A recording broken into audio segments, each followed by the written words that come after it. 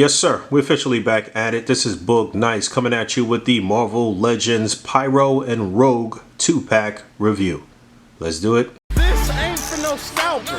You a scalper? Then fuck out shit. This one's for them real collectors. That's army building and posing figures.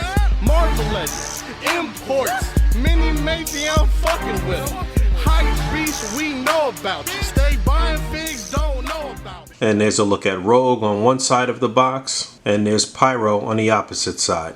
And a quick frontal view. Phenomenal box art here. Very good job, Hasbro. Alright, here we go. Anne-Marie LeBeau, aka Rogue, and John Allardyce, aka Pyro. Pretty odd pairing here as a 2-pack. I don't know what the science was behind this. They're both currently running around with the X-Men, sure, but not on the same team. So I don't really know what the deal is here, why Hasbro decided to pair these two together. If you know, let me know in the comments below. Alright, so we got Rogue in her more modern outfit. This is an outfit that she started rocking during the X-Men Legacy comic, if I'm not mistaken. And we were supposed to get this version of Rogue way back since like 2010 or 2011. They've been teasing this costume for quite some time. And finally, they showed this off at Toy Fair this year or last year. I think it may have been this year. They showed her off in this costume with some new technology, mind you. The pinless technology is featured on this figure, and Dwight also talked about the fact that they updated her look and she's not as slender as some of the other females that we have out now. The lower legs are a little thicker, the thighs. But I don't know what's taken so long to release this particular costume.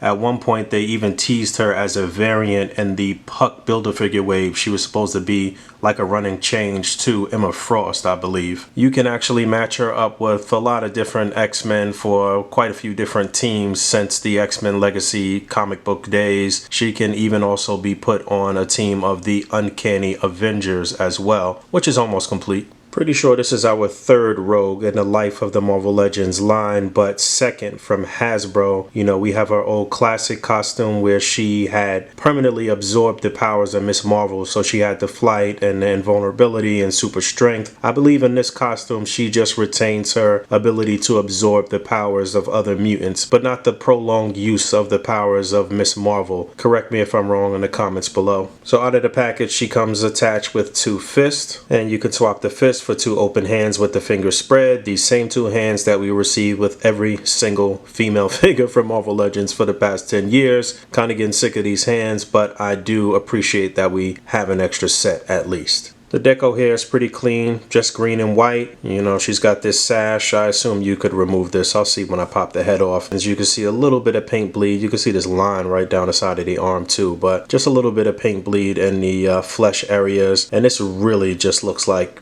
just paint.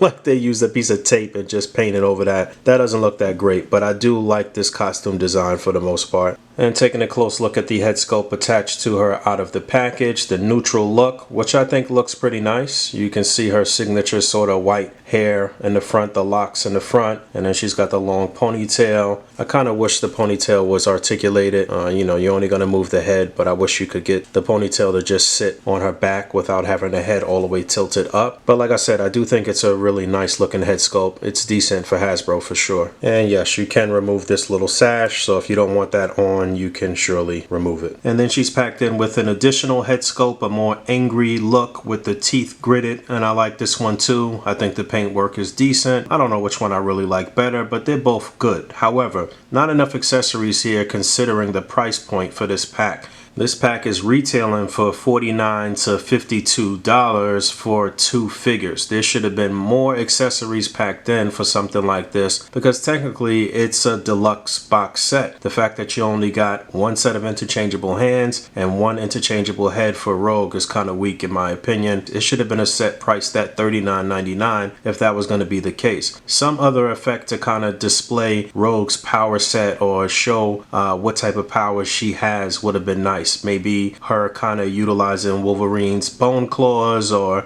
you know, we've seen that picture before, or anything, you know, any sort of little energy effect on the hand to make it look like she's absorbing someone's power, anything like that would have been welcomed. So I'm not really happy with the way they skimped out on this set. And I kind of hate the way some of the female figures' heads sit on the neck. There's always some sort of gappage and it just never really sits right. For some of the pros are, like I said, there is the pinless technology, so no pins here in the elbow, although you only get just a tiny bit more than 90 degrees, really 90 degrees. The arm will swivel there and you don't see anything here on the knee where there is a double joint, but pretty standard articulation for a female figure for the most part from Marvel Legends. Not enough articulation, nothing in the ab. You can move the torso around a little bit. You saw how the head goes, shoulders on a ball joint, you can spin them around. No cut at the bicep, T-joint at the pelvis. You could kind of move this up to get the legs up far. You see a little divot right there where this little skirt can kind of plug in there.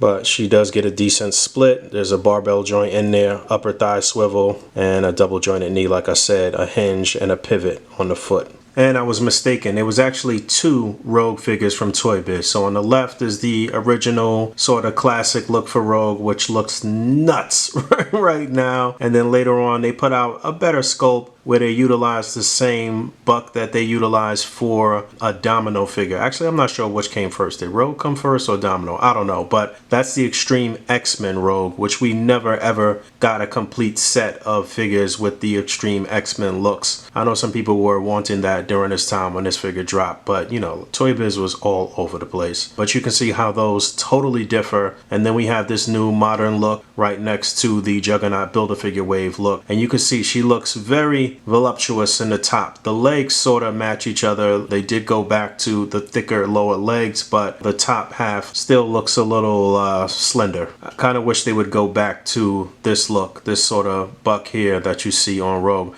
I do remember Dwight mentioning that some figure was going to have this sort of moonstone thicker look this year. So we'll see who that's going to be. But yeah, if you want to go classic head on the modern body, I guess you can. It pops on there. It's really tight and it's not really the greatest look, but you could finesse it. And this looks okay too if you want the straight look and not the curly look, and her hair back in a ponytail with the classic version. We've seen her drawn like this in the comic books, I believe. It's probably best if you don't pop the head all the way on the peg. It is right now. The previous head, I had it kind of halved on there. Looks a little better. You kind of lose some of the neck when you pop it all the way, but I do like this option. But yeah, like I said, definitely not enough packed in with Rogue. There are some artists that have drawn her with this costume where she has the hood on as well, or she's got like a long cloak, and that would have been nice if they gave us that option. Just anything extra to justify this price point.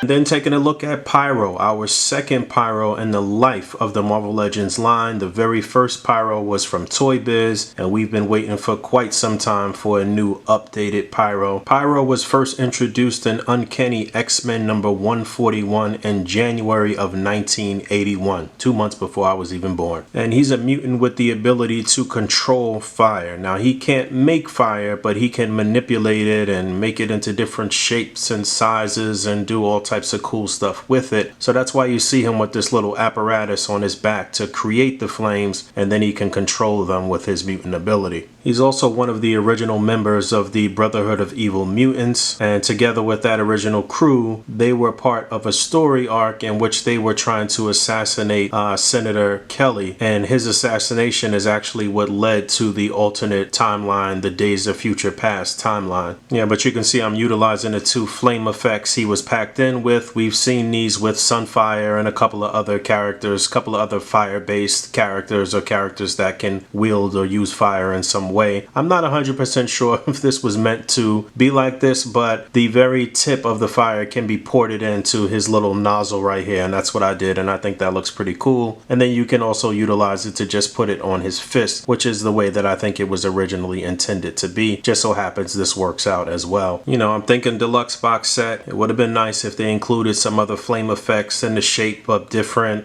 items or animals, maybe a dragon or maybe a koala bear or a kangaroo or something. He is Australian. I don't think I mentioned that. So when you play his voice in your head, it should sound like how he sounded, I guess, in the animated series in the X-Men animated cartoon.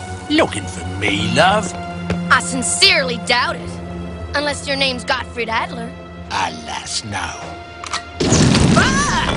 They call me Pyro. I think for the most part, any character that appeared on that show, that's the voice that any of us think about when we messing around with these figures, or when we hear their voices in our head when we're reading a comic book or something like that. But yeah, flame effects here, kind of lackluster. Some big effect packed in this box set to really show off his power would have been dope. I'm also a little confused at which sort of Pyro Hasbro was going for here. I think they were going for the more modern look that we see as part of this new X-Men era that came out of the House of X and Powers of X books. Somebody let me know in the comments below. Now, the original Pyro was killed some years back. He had actually contracted the legacy virus, which was a virus that was affecting mostly mutants, and then he died like trying to do some last heroic act. I forget exactly what it was, but he got killed. Then he was resurrected during the X-Force books when Selene and some of those other people were resurrecting mutants to fight alongside of them. But I think he was resurrected again during this whole House of X, Powers of X thing, as that was part of the deal, was that they were able to resurrect a lot of mutants and say, hey, listen, we have this utopia now. You can come be on our side and live in harmony and all of that stuff. So in that iteration, he is now part of Kitty's team in those books. Now, I didn't read anything from House or Powers after those first initial 6 books or 6 issues from each book. So I'm not sure exactly what's going on, and I need to catch up with that. Either way, I really do like the way this figure looks. I just don't know if they picked the proper body type for him. He seems really buff, and traditionally the character was just kind of slender, tall and slender, I guess, or maybe short and slender. I don't know. I just feel like they could have picked a more slender buck. You know, he looks kind of jacked, so I'm not 100% sure about this body type, but I really do like what they did here, and it's a clean look overall. Paint applications are decent, not too many imperfections. All of this stuff is are separate parts. You can